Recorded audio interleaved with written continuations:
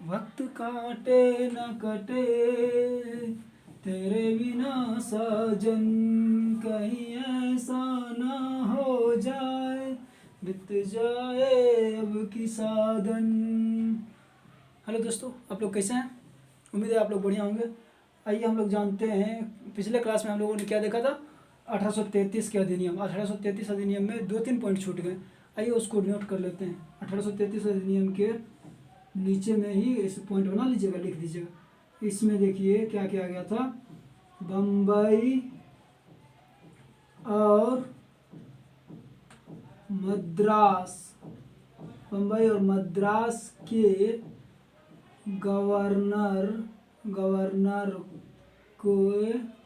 Governor के विधायी शक्ति को समाप्त कर दिया गया।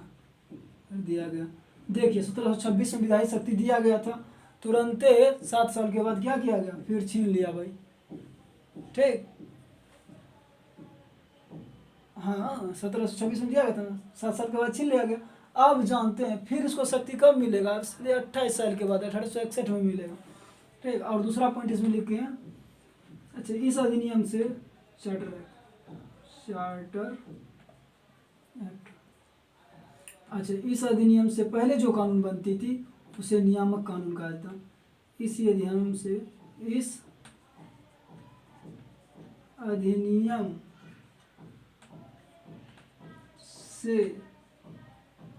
पूर्व के कानून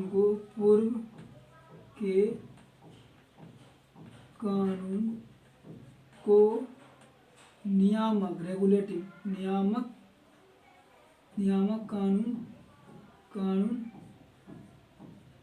कहा जाता था, परंतु इस अधिनियम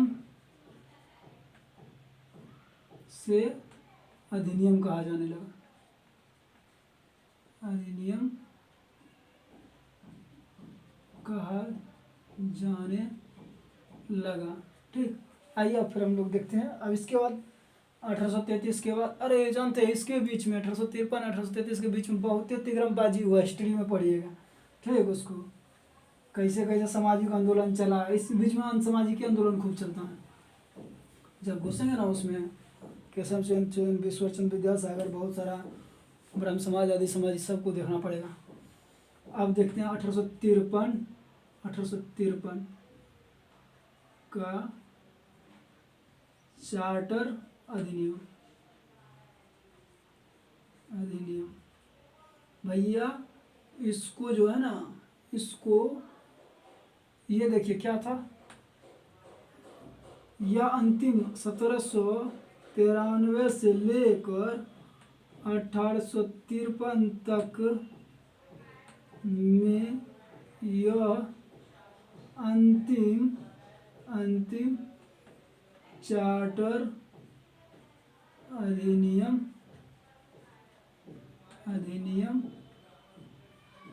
था। ठीक, और अगला पॉइंट क्या है, इसमें गवर्नर, इससे पहले क्या होता था, कंपनी थे ना, कंपनी के कार्यों को बांटा जाता था। अब इसमें क्या किया, गवर्नर जनरल के परिषद के इस अधिनियम में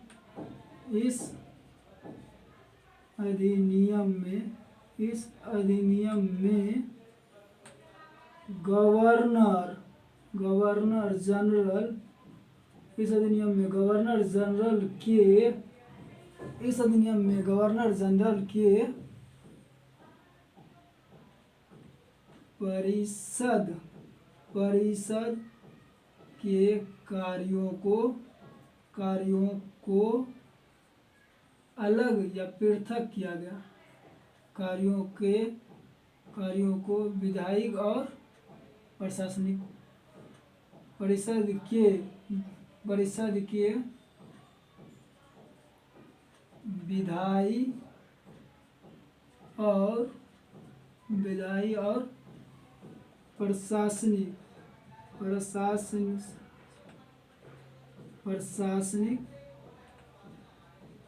कार्यों को अलग किया गया। ठीक, और इस अधिनियम में क्या किया गया, तो जो देखिए अलग किया गया जिसके जिसके लिए एक छह नए सदस्यों से एक परिषद का गठन किया गया। ठीक, अब ये जो परिषद बना ना, इसे केंद्रीय विधान परिषद। अब इस परिषद को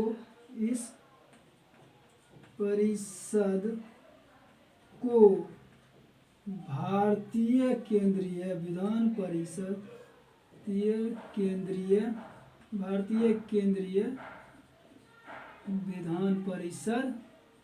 विधान परिषद कहा जाने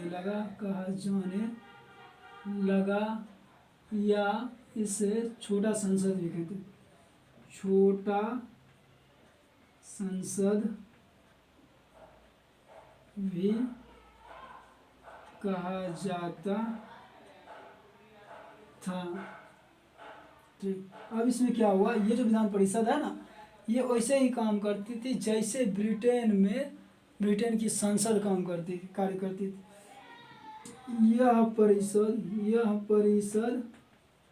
यह परिषद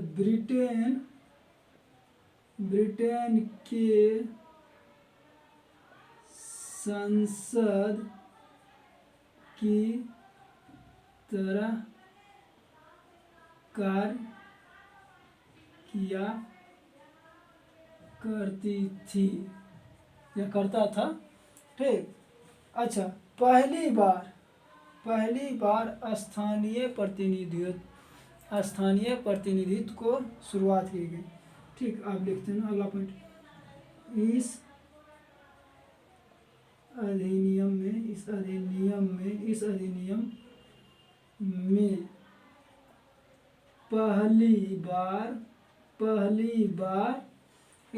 में पहली बार स्थानीय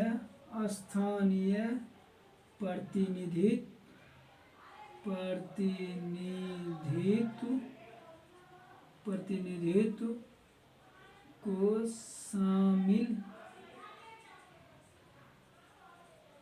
किया गया। अच्छा, जानते हैं इसमें किसमें शामिल किया गया? 6 जो नए परिषद बनाया गया ना, उसमें 4 नए सदस्य को जोड़ा गया। गवर्नर के 6 नए परिषदों में 4 स्थानीय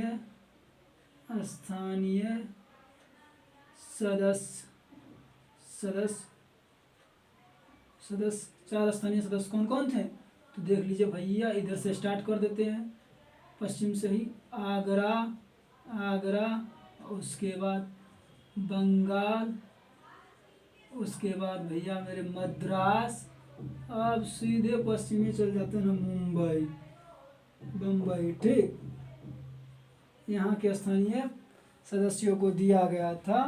ठीक, अब यहाँ इसको नोट कीजिए। फिर इसमें मिटाएं, ऊपर से मिटाते हैं।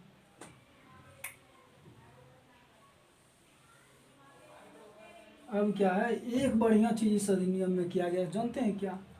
इसी अधिनियम में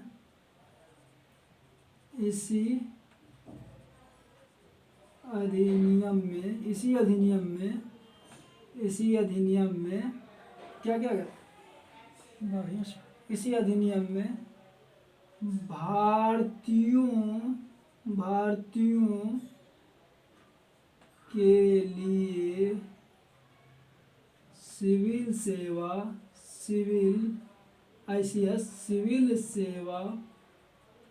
में चयन हेतु चयन हेतु हेतु खुली खुली प्रतियोगिता प्रतियोगिता प्रतियोगिता प्रतियोगिता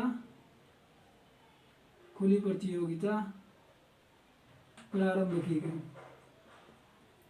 प्रारंभ की गई। इसके लिए 1854 में मैकाले समिति का गठन किया गया। देखिए यहाँ से क्वेश्चन पूछा था, एक भी नहीं छूटना चाहिए। ये जो संसद परिषद वगैरह लिखा है क्वेश्चन यहीं से कंफ्यूज करता है, समझे।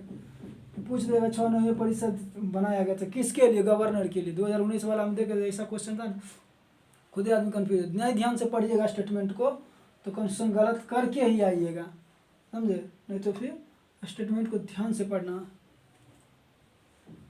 नोट कर लिए। अब हम लोग देखेंगे 1858 का अधिनियम, एक्ट ऑफ। थोड़ा इससे पहले जान लेते हैं। 1858 से लेकर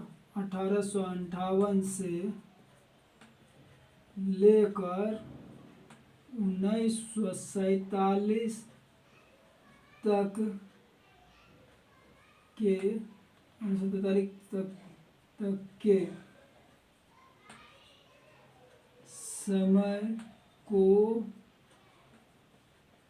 ताज का शासन कहा जाता है। इसको पॉइंटे बना लीजिए, इसको पॉइंट बना ही लीजिए, समझे। एग्जाम में डायरेक्ट पूछ देता है ताज का शासन कब से कब तक रहा, ठीक, या कंपनी का शासन कब रहा। रूल ऑफ, इसको क्या कहते हैं? Rule of crown, rule of crown, ठीक। अब हम लोग देखेंगे 1858 के 1858 का अधिनियम। मैं ना आज ना जानते 1909 तक बताएंगे, उसके बाद फिर बहुत जानते हैं। इस सब में इसको ऐसे ही पढ़ाने में उतना मन नहीं लगता। कहानी कहेंगे तो फिर लंबा लग जाएगा, लंबा हो जाएगा। तो फिर इस 1858 का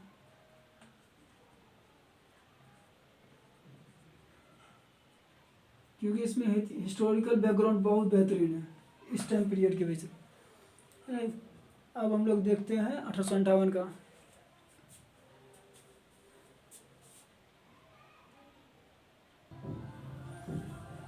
देखिए इस अधिनियम को लागू करने के पीछे मेन रीजन क्या है।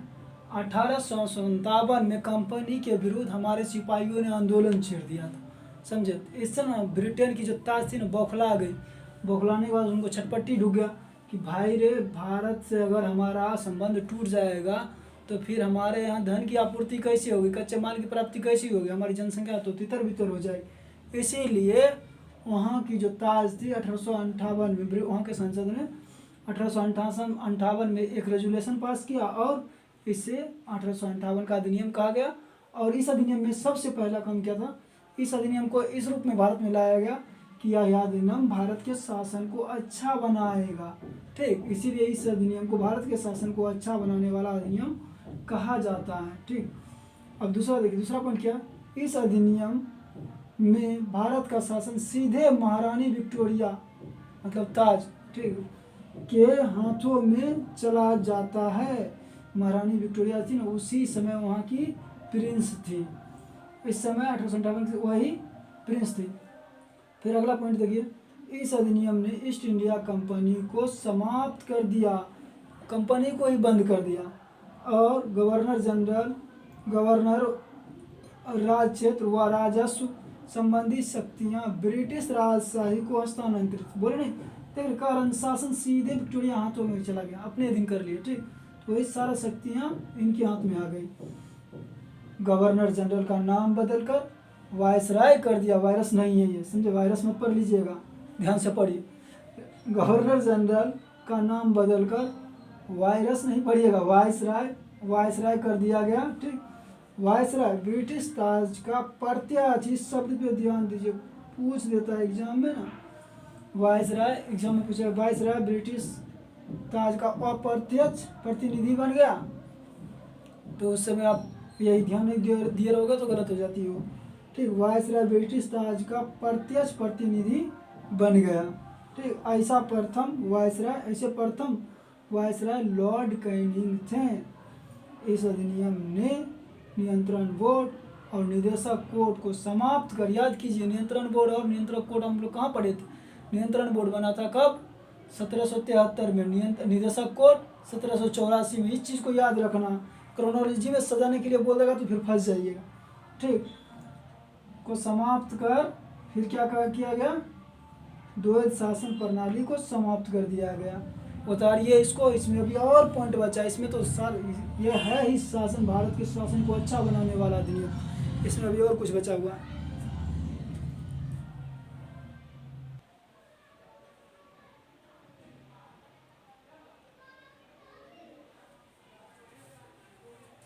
चलिए आइए आगे देखते हैं, अगला पॉइंट देखते हैं। इस अधिनियम में एक नए पद भारत के राज सचिव बनाया गया। कौन सा पद बनाया, भारत के राज सचिव नाम का एक पद बनाया गया। ठीक, इन्हें भारतीय प्रशासन पर संपूर्ण नियंत्रण की शक्ति थी। इसे मनाही करने वाला कोई नहीं था भैया, मेरे जो मन होता वो करता, संपूर्ण नियंत्रण था। ये जैसा रेजुलेशन, जैसा नियम पारित करते हैं वैसा करते हैं। ये सचिव एकदम, ये शब्द जो है ना, शब्द पे गौर से ध्यान दिया कीजिए, शब्द का ही खेल होता है एग्जाम में। अक्सर यही गलतियां करते हैं हम लोग, शब्द पे ध्यान नहीं देते हैं। ये सचिव ब्रिटिश कैबिनेट के सदस्य थे, साथ ही ब्रिटिश संसद के प्रति उत्तरदायी थे। इसीलिए ना हम भारत में देख रहे हैं उत्तरदायी सरकार वाली प्रणाली, इसीलिए यहीं से गवर्न किए थे ना भारतीय परंपरा में। ये सचिव ब्रिटिश कैबिनेट के राज सदस्य थे, साथ ही ब्रिटिश संसद के प्रति उत्तरदायी थे। अगला पॉइंट, भारत सचिव की सहायता के लिए 15 सदस्य परिषद का गठन, 15 सदस्यीय सदस्य का गठन किया गया, जो एक सलाहकार समिति था। इस परिषद का अध्यक्ष भारत सचिव को बनाया गया। किसको बनाया गया, भारत। अच्छा, ये जो कहा ना क्वेश्चन पूछेगा 1857 के अधिनियम में 15 सदस्यीय परिषद का बनाया गया। इसके अध्यक्ष थे ब्रिटेन के प्रधानमंत्री, ठीक, वायसराय या ताज, या फिर ये नाम दे देंगे भारत के सचिव। ये चीज़ याद रख, ध्यान में होना चाहिए, भारत का सचिव किसने बनाया, भारत का सचिव। इस कानून के तहत, अगला पॉइंट, इस कानून के तहत भारत सचिव की परिषद का गठन किया गया। भारत सचिव, एक फिर परिषद बनाया गया, भारत सचिव की परिषद। ये भारत राज सचिव था, ये भारत सचिव परिषद बनाया गया, का गठन किया गया, जो एक निगमित निकाय थी तथा इसे भारत व इंग्लैंड में मुकदमे करने का अधिकार था। क्या होता था ना, अंग्रेज जो भी कुछ करे भाई उन पर कोई केस बनता ही नहीं था। इसीलिए एक कमेटी का गठन किया गया, और उस कमेटी का काम था कि भाई जैसे आज के डेट में एनजीओ या पीआईएल वगैरह हम लोग दायर कर देते हैं ना, ठीक उसी प्रकार का एक संस्था बनाया गया कि भाई जाओ, आपका काम है, अगर कोई तरह का दिक्कत हो किसी कर्मचारी पे हो या फिर कोई भी हो, उस पर आप मुकदमा करेंगे। कहाँ पे करेंगे, तो भारत में भी आप कर सकते हैं, इंग्लैंड में, आपका जहाँ मन होगा वहाँ कीजिएगा आके, ठीक, जहाँ होगा वहाँ सुनवाई कीजिएगा। इस तरह से हमारा 1858 की क्रांति खत्म, 1858 का अधिनियम समाप्त होता है। ठीक, और दूसरी बात, अब हम लोग घूसेंगे 1861 के बाद से लेकर 1909 तक का अधिनियम अभी देख लेते हैं। और सबसे बड़ी बात है ना, 1861 से इसका नाम हमेशा चाहिए, ये चीज़ ध्यान रखिएगा कहाँ पे कौन सा नाम चेंज होता, नोट कीजिए उसको।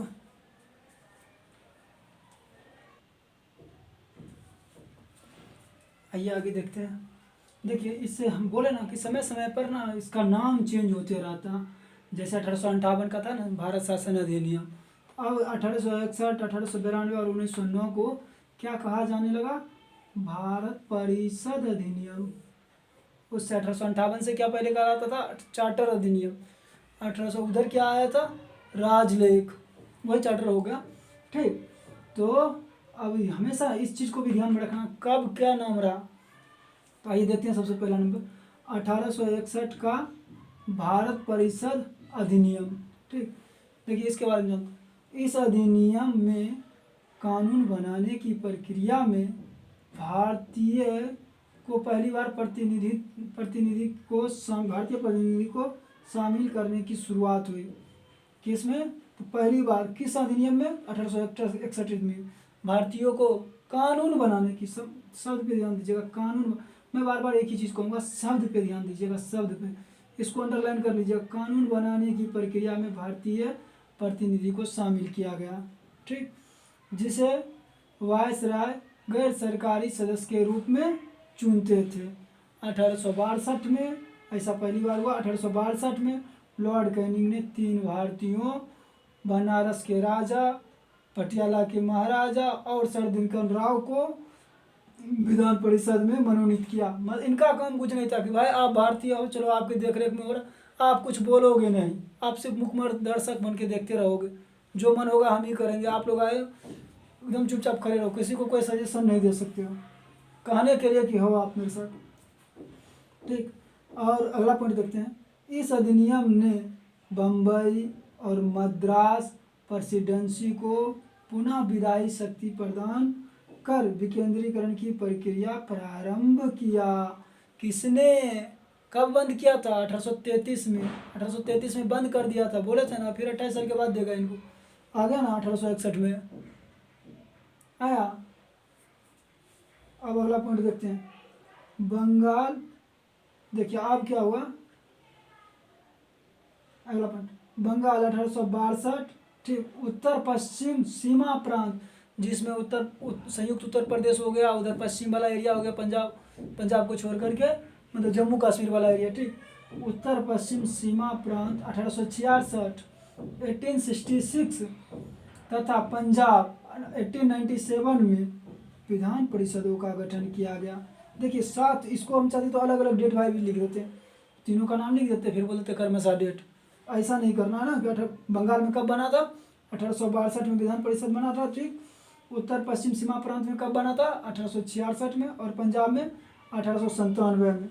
इसी विधायी विकास, अगला पॉइंट देखते हैं, इसी विधायी विकास नीति के कारण प्रांतों को संपूर्ण आंतरिक स्वायत्तता 1937 तक प्रारंभ हो गई थी। ठीक, अब हो गया। अब हम लोग देखेंगे, क्या देखेंगे भाई, 1892 का अधिनियम देखेंगे, इसको नोट कीजिएगा। ठीक, इसको नोट कीजिएगा, फिर देखते हैं हम 1892 का।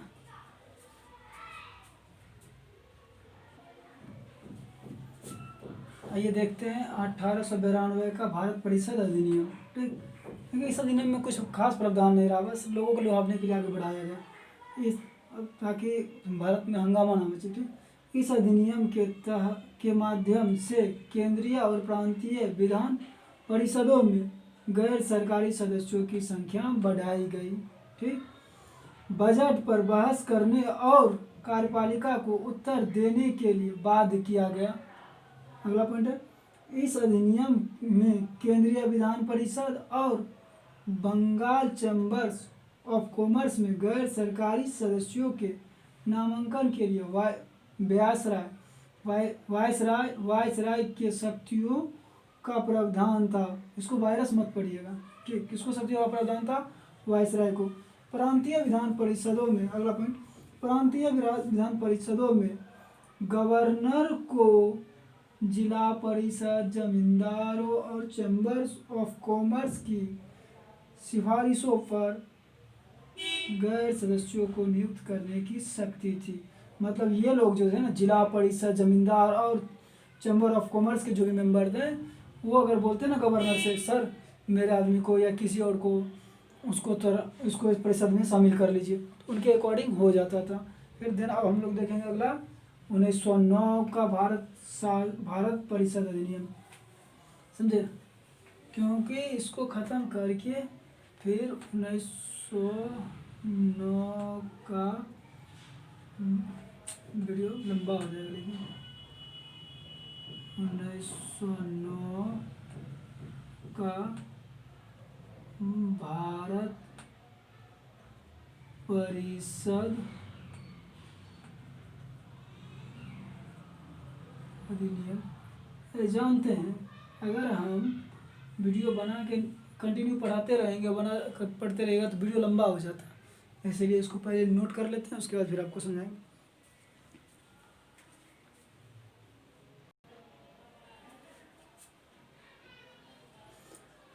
आइए जानते हैं 1909 का भारत परिषद अधिनियम के बारे में। ठीक, देखिए इस अधिनियम को मार्ले मिंटो सुधार अधिनियम भी कहा जाता है। ठीक, पहला पॉइंट। अगला पॉइंट देखिए, लॉर्ड मार्ले इंग्लैंड में भारत के राज सचिव थे, और लॉर्ड मिंटो कौन थे? भारत का वायसराय थे। ठीक, वायरस नहीं, वायसराय, बार बार बोल रहे हैं कि वायरस मत पढ़िएगा, ऐसे वायरस का काम ही करते थे ये लोग। इस अधिनियम में केंद्रीय विधान परिषद में सदस्यों की संख्या 16 से बढ़ाकर कितना कर दिया गया? 60 कर दी गई। और प्रांतीय विधान परिषद में सदस्यों की संख्या असमान रही। ठीक, कहीं से 4 तो कहीं से 50, 4 तो कहीं से 10, कहीं से 12, ऐसे ही करके उठाएगा। इस अधिनियम ने, अगला पॉइंट देखिए, इस अधिनियम ने केंद्रीय परिषद में सरकारी बहुमत को बनाए रखा तथा प्रांतीय परिषद में गैर सरकारी सदस्यों की बहुमत की अनुमति थी। भैया जहाँ पे मेन काम होता था ना सरकार, केंद्रीय परिषद, वहाँ पे सरकारी सदस्य रहेंगे। ठीक, अगर वहाँ बहुमत में रहेंगे, और प्रांतीय परिषद में गैर सरकारी सदस्यों की, मतलब जो कैबिनेट के अंदर के नहीं है। अगला पॉइंट देखिए, इस अधिनियम में बजट पर चर्चा करने में वृद्धि की गई तथा अनुपूरक प्रश्न पूछे जाने की अनुमति दी गई। देखिए भाई मेरे, क्या कह रहा है कि बजट पर चर्चा करने की, ये शब्द को देखिए, वृद्धि की गई। कि पहले क्या होता था कि अनुपूरक प्रश्न नहीं पूछते, सिर्फ बजट पे बोल सकते हैं, कुछ बोलना तो वो कब था? 1892 वाला अधिनियम में। ठीक, इसमें क्या गया? वृद्धि की गई, और अनुपूरक प्रश्न आप पूछ सकते हैं। हमेशा ध्यान रखिएगा, बजट पर चर्चा करने में वृद्धि की गई। क्या की गई? बजट पर चर्चा करने में वृद्धि। बजट पर बहस करने की शुरुआत किस अधिनियम में हुआ था? तो 1992 के अधिनियम में। इस अधिनियम में पहली बार किसी भारतीय को वायसराय व गवर्नर के परिषद के साथ एसोसिएशन बनाने का प्रावधान था। ठीक, इसी अधिनियम में क्या, ऐसे पहले व्यक्ति कौन थे? सत्येंद्र प्रसाद सिन्हा ऐसे पहले व्यक्ति थे जिन्होंने वायसराय के परिषद के साथ एसोसिएशन बनाया, और एसोसिएशन में उन्हें विधि सदस्य बनाया गया। ठीक, अब अगला जो इसमें एक और पॉइंट है, लिख ही देते हैं। देखिए, इस अधिनियम में पृथक निर्वाचन, इस अधिनियम में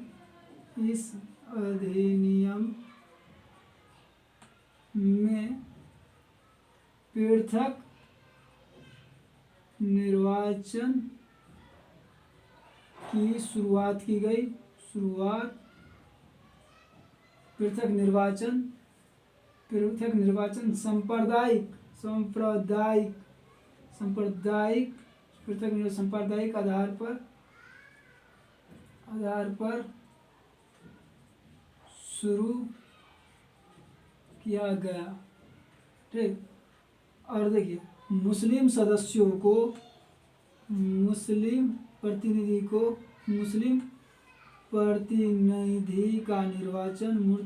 प्रतिनिधि का चयन मुस्लिम सदस्यों द्वारा मुस्लिम सदस्यों द्वारा ही करना था। इसलिए अगला पॉइंट लिखिए, इसलिए लॉर्ड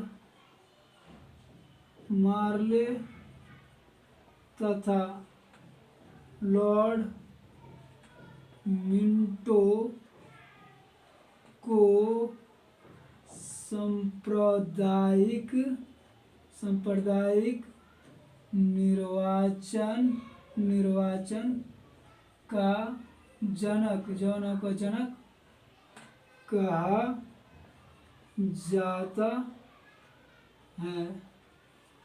इतिहास अभी आप जीवन भर जब पढ़ेंगे तब तक इसको कहते रहेंगे भाई। जानते हैं अंग्रेज इसी पॉलिसी पे काम ही करते थे, फूट डालो राज करो। इनका आप उठा के देख लीजिए ना, 1858 वाला क्रांति से ही सीख गए कि भाई फूट नहीं डालोगे तो राज कैसे करोगे। 1905 वाला बंगाल विभाजन देख लीजिए, उसके बाद फिर 1909 में अभी चुनाव वाला देख लीजिए। इतना ही नहीं, अब क्या करेंगे, फूट डालेंगे भाई हिंदू में भी उच्च वर्ण निम्न वर्ण जाति में डांट के। Thank you for very much video देखने के लिए। और जानते हैं बस लगातार आप बने रहिएगा। एग्ज़ाम कैसे नहीं निकलेगा दिखाते हैं, कैसे नहीं निकलेगा। जहाँ आवश्यकता होगा करंट का वहाँ करंट हम डिटेल से करेंगे। अच्छा हाँ, सुबह में मैंने एक वीडियो बनाया था ना जनरल साइंस में, तो खुरपक्का और मुँह पक्का के लिए कौन सा कार्यक्रम ब्रुसेल्स वाली चलाई जा रही है, कहाँ से चलाया गया, तो वो मथुरा से चलाया गया था। ठीक, चलिए।